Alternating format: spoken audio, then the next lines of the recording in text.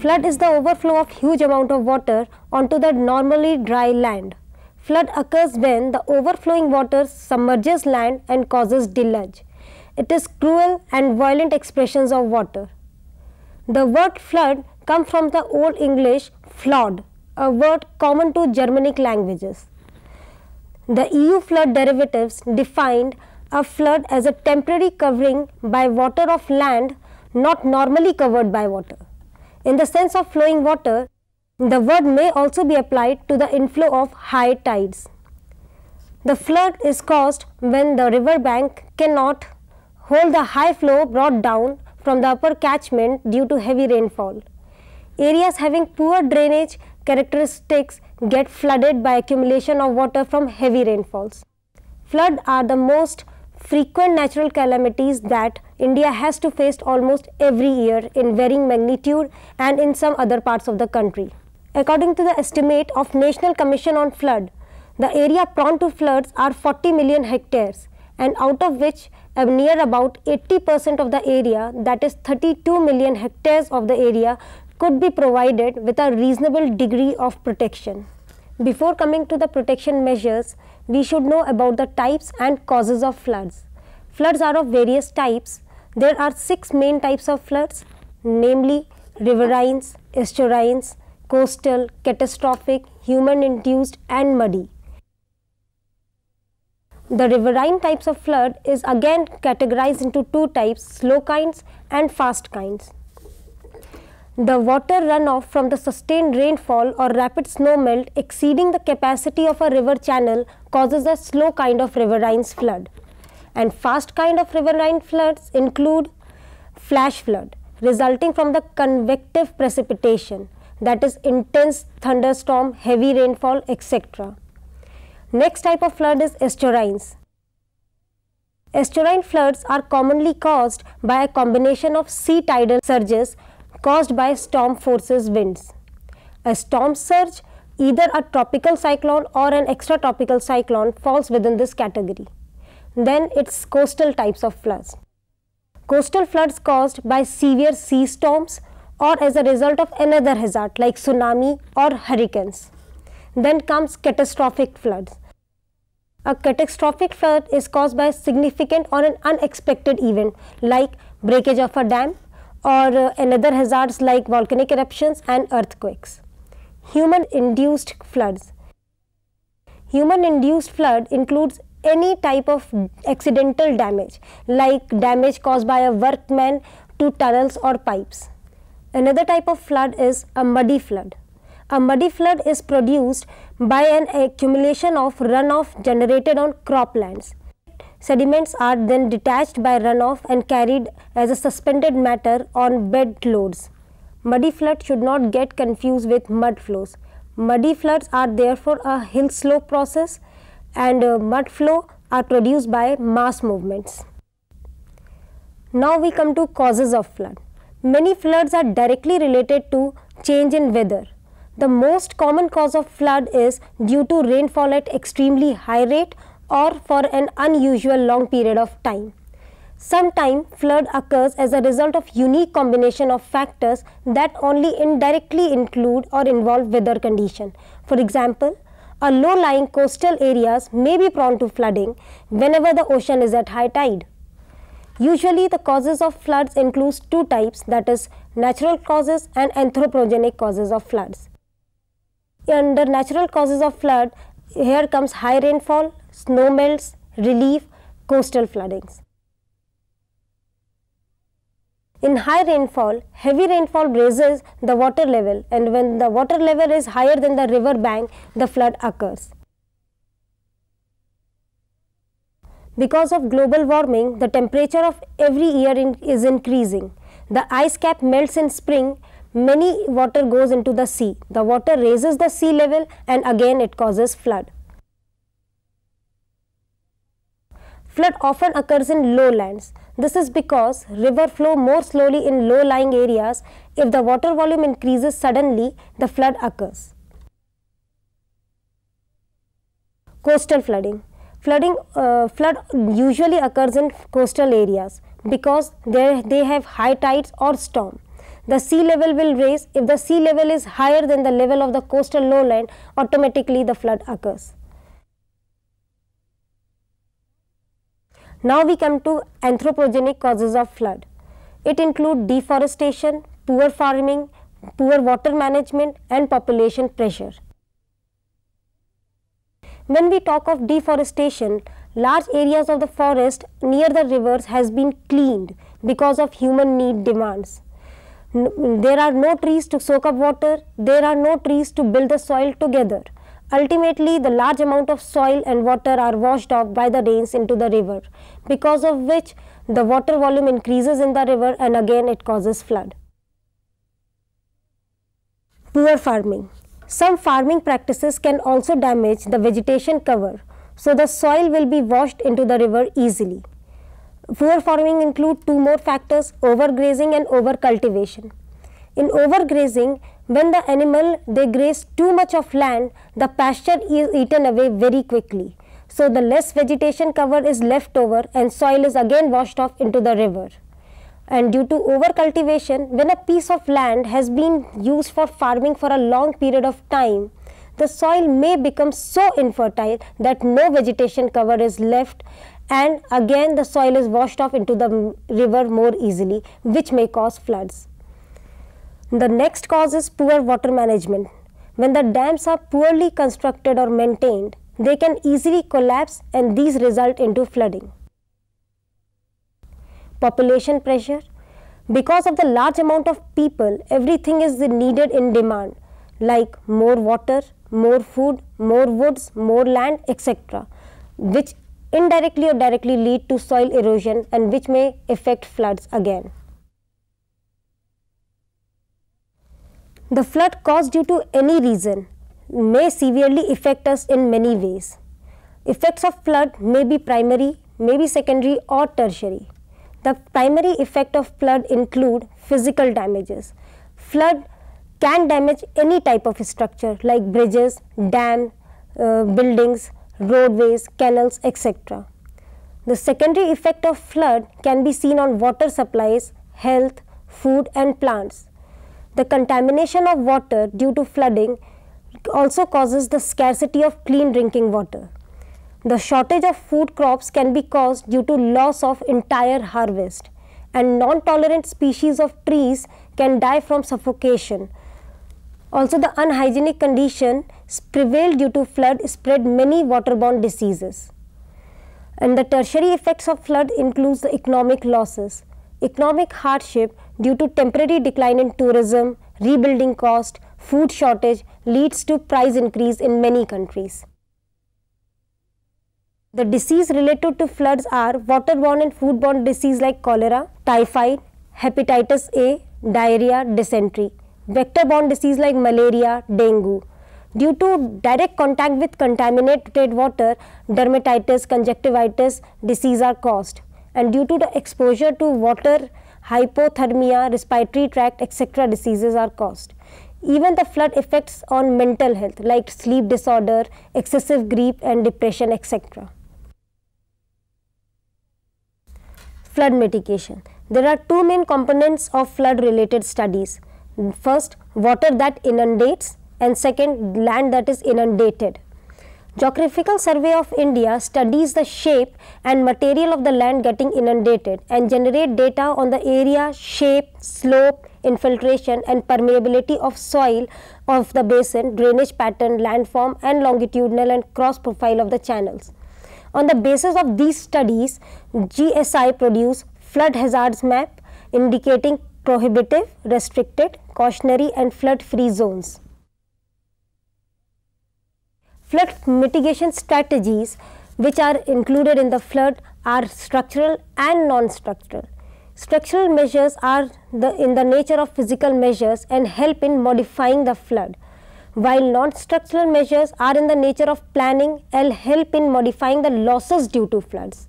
In the structural measures, we keep the water away from the people, and in non-structural measures, we try to keep the people away from the water. The structural measures of the flood include watershed management, reservoir, natural water retention basins, building and on elevated areas. Watershed management. Timely cleaning, desilting and deepening of natural water reservoir and drainage channels must be taken up. In reservoir also, the entire normal water place should be cleaned on regular basis. Normal water retention basin, construction and protection of all the flood protection embankments like dam buildings etc. should be taken into account. Building on elevated areas. The buildings in flood prone areas should be constructed on an elevated area and if necessary on silts and platform. Non-structural measures. Now when we come to non-structural measures, it includes floodplain zoning and flood forecasting and warnings. Floodplain zoning. It includes restriction on the use of land on floodplains. It can reduce the cost of flood damages. Local government may pass laws that prevent uncontrolled buildings or development on floodplains to limit flood risk and to protect nearby property. Flood forecasting and warning. In India, these are issued from different areas, mostly by the Central Water Commission, Meteorological Department and by State Irrigation and Flood Department. Predictability. Predictability of a disaster is the key to understand its nature and therefore to assess the chance of disaster. Forecasting. For natural disaster that have a fair amount of inherent predictability, forecasting is the next step in disaster management. Forecasting has to be based on sound scientific principles and operational proven techniques. It has to be done by the authorized agency and individual who are expert and are accountable and responsible. Warning. Once a forecast is available regarding an anticipated disaster event, it has to be converted quickly into an area specific and time specific warning. The general warning of a public would be different from those required especially for the safety of a railway bridge during the cyclone condition etc. Therefore, quick communication is very important at the warning stage. Interrelationship. The interrelationship between the predictability, forecasting and warning is self-evident. To repeat a warning can only be issued on the basis of a useful and reliable forecast. And a disaster can be forecast only if it has an inherent predictability about it. Disaster preparedness for flood. Disaster preparedness could be defined as the detailed planning for the prompt and efficient response immediately as soon as the anticipated event materializes. Time effort has to be very comprehensive, inclusive of all public education, awareness campaign ahead, provision for the ensuring of timely warning, development of orderly evacuation plans and preparation for the providing the evacuees with food, clothing, shelter on emergency basis. The speed and efficacy of the community reaction to save life and mitigate suffering and losses is determined by the adequate planning, training and rehearsals. The very basic step in vulnerability reduction will be to identify such high risk areas, prepare risk map showing the likely risk at different probability level of flooding and make this knowledge available widely. The framework of flood risk assessment and risk management included in disaster preparedness for flood plan includes organize to prepare the plan, involve the public, coordinate with the other agencies, assess the hazard, evaluate the problem, set goals, review the possible strategies and measures, draft an action plan, adopt the plan, implement, evaluate and revise the plan. You can prepare for flooding and other disaster by the assembling a disaster supply kit.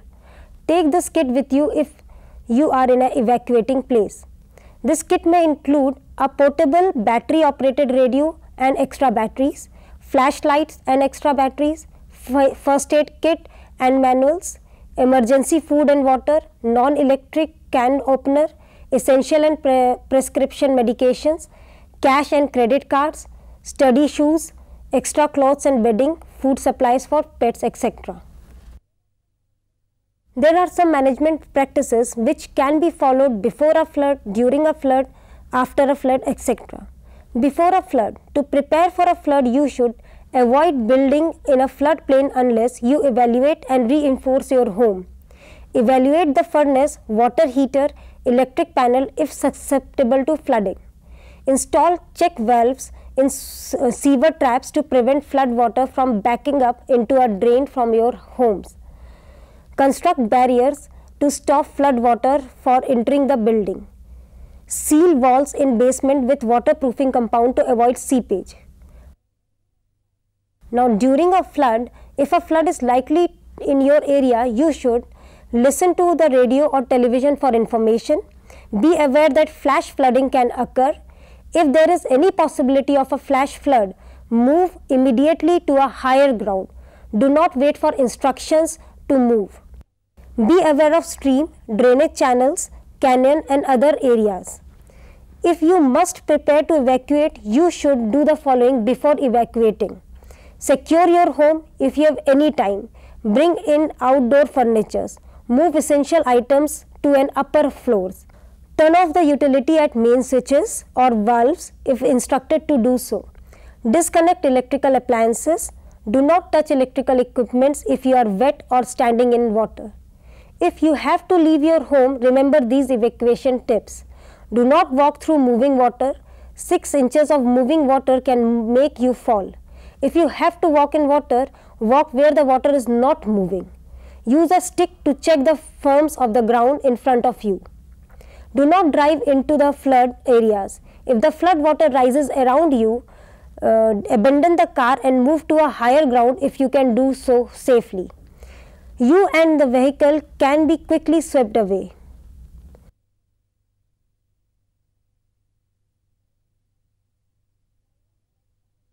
Driving flood facts.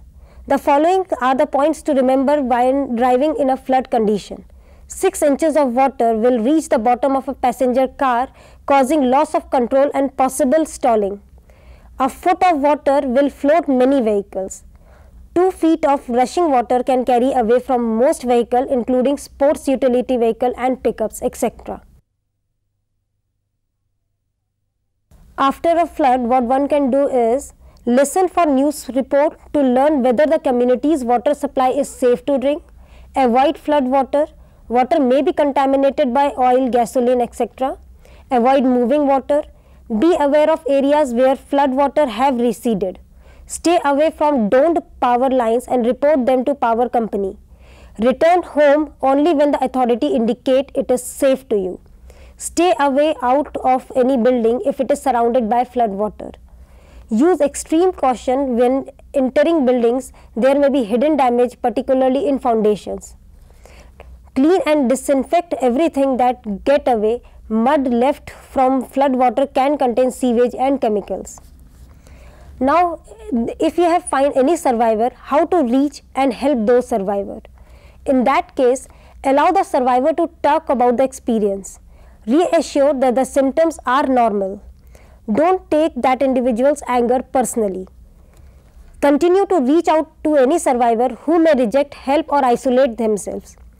Be understanding of children who cling, suck their thumbs, wet their beds, cry, scream, withdraw and act out. If you are unable to help personally, encourage the survivor to accept help from someone who is more expert. Flood prone areas in India. 12.5% of the country's total area is flood prone. Flood plain and delta of Ravi, Satluj, Yamuna, Ganga, Kosi, Brahmaputra, Mahanadi, Damodar and their tributaries and distributaries are flood prone areas in the India. Though the North Indian plain prone to the flood more, the Indian flood prone areas can be categorized into 3 divisions: Ganga Basin, Brahmaputra and Barak Basin, Central India and Deccan River Basin. And when we talk about flood prone areas in the world, many coastal countries and continents are flood prone in the world. But the most flood prone countries in the entire world is Bangladesh, suffering from heavy monsoon rains every year. Floods are common and mostly natural disasters.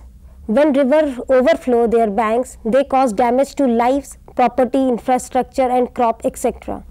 Flood can occur at any time, but weather patterns have a strong influence on when and where floods are likely to occur. Mitigation measures, both structural and non-structural measures, and preparedness plan are essential for saving the life and livelihood from the flood. Awareness among the common people is also of great significance, and many volunteered agencies, NGOs like FEMA, etc., helps in avoiding the ill effects of the flood.